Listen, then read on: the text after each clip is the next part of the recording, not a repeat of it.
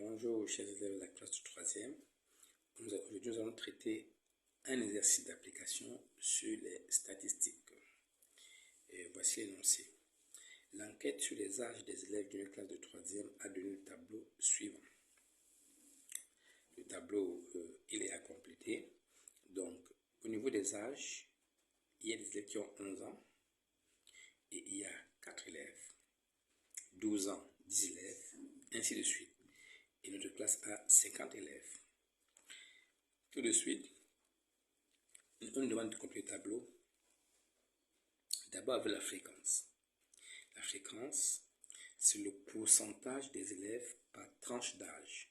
Ici, les âges, c'est ce que nous appelons encore modalité dans le vocabulaire statistique. Donc, autrement dit, il y a 4 élèves sur les 50 élèves que compte la classe qui ont 11 ans.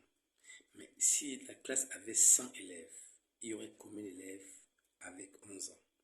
Donc le 8%, là, ce que ça veut dire que si la classe, au lieu de compter 50 élèves, comptait plutôt 100 élèves, il y aurait combien d'élèves avec 11 ans? Il y aurait 8 élèves, d'où le 8%. De la même façon, si la classe avait plutôt 100 élèves, on aurait plutôt 20 élèves qui ont 12 ans, ainsi de suite. Ça, cette ligne-là indique la fréquence en pourcentage au niveau de chaque tranche d'âge. C'est ce qu'on appelle encore la fréquence de chaque modalité. La fréquence d'une modalité, c'est l'effectif de la modalité fois 100, parce que nous voulons le résultat en pourcentage, divisé par l'effectif total. Ça, on l'a vu dans les définitions sur les statistiques.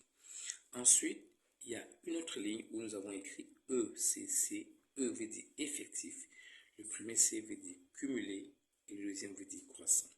Effectif, cumulé, croissant. Ça veut dire quoi? Ça veut dire que si on s'arrête à 11 ans, il y a au total combien d'élèves? Il y en a 4.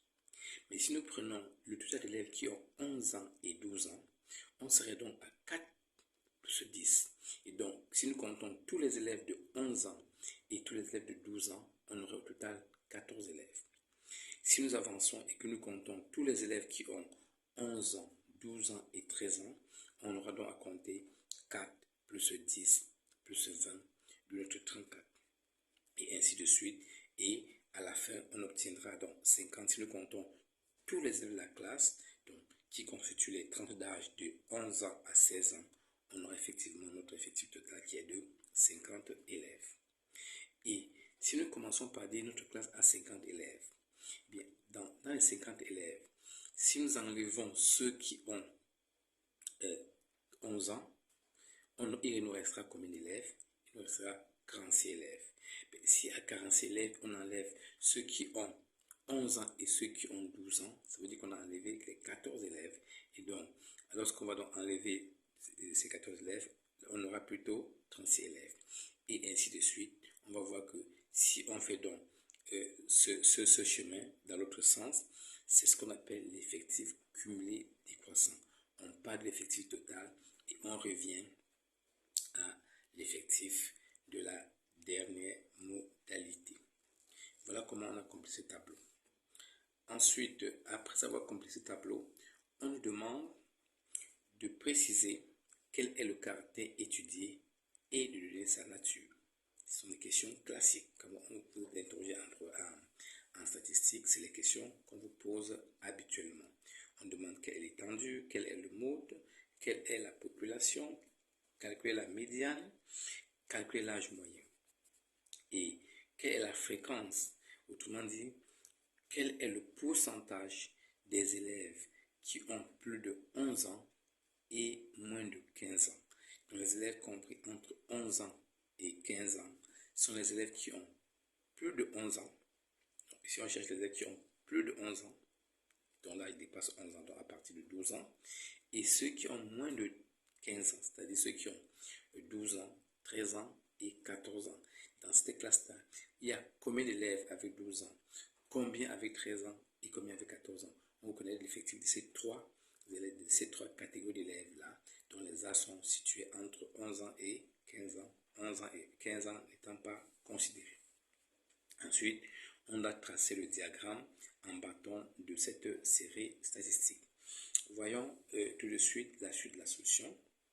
Évidemment, le caractère étudié, dans l'enquête concerne quoi? On a enquêté sur quoi dans cette classe? On a enquêté sur les âges des élèves. Donc ici, le caractère étudié, ce sont les âges des élèves de classe de 3e. Et donc, comme ces âges-là sont des nombres, il a 11 ans, il a 15 ans, ainsi de suite, le caractère, on dit quantitatif. Le caractère est quantitatif lorsque les modalités les modalités sont des nombres. Alors, c'est quoi l'étendue? L'étendue d'une série statistique, c'est tout simplement la différence entre la plus grande modalité et la plus petite modalité. Quel est l'élève le plus âgé de la classe et quel élève le moins âgé? Nous prenons l'âge de l'élève le plus âgé qui ici est 16, moins l'âge de l'élève le moins âgé qui ici est 11. Et nous faisons cette différence, on obtient l'étendue de notre série.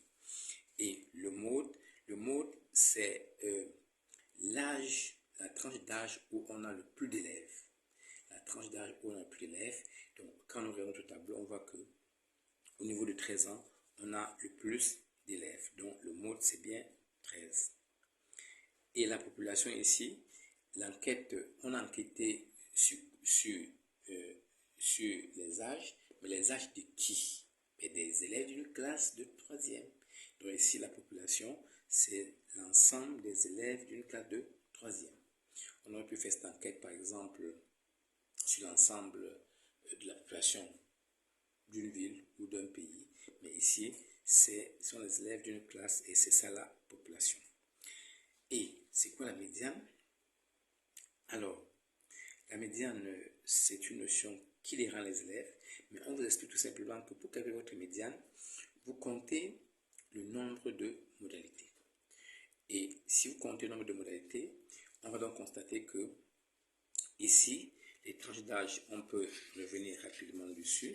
Vous voyez qu'on a 1, 2, 3, 4, 5 et 6. Nous avons ici 6 modalités, nous avons 6 âges différents.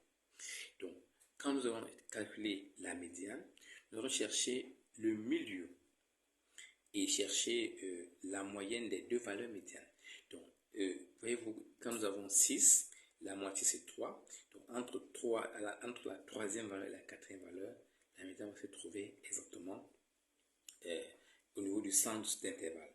Donc, dans ce cas, notre médiane, c'est 13.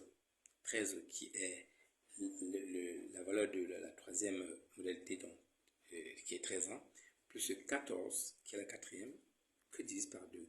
Donc ici, on voit que l'âge médian, c'est 13,50.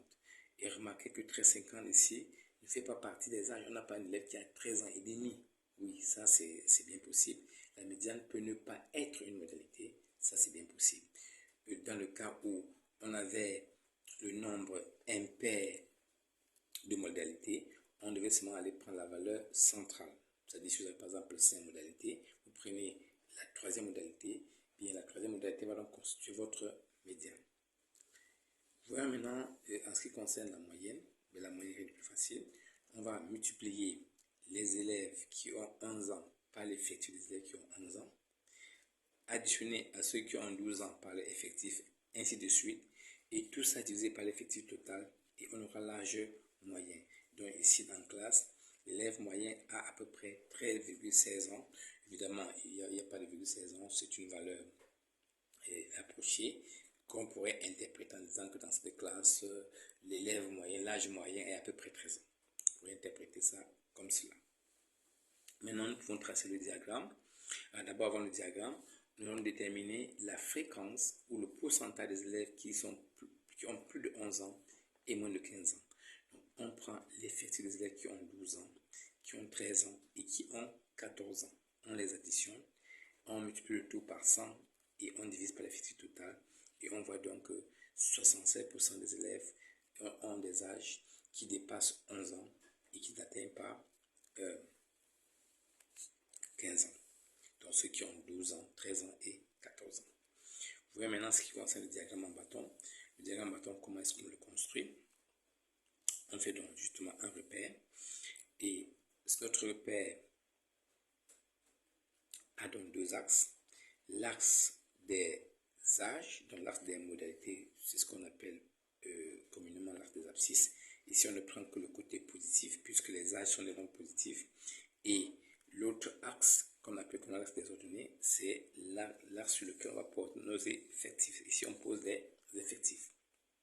Et donc, on a commencé notre axe des âges à partir de 11 ans.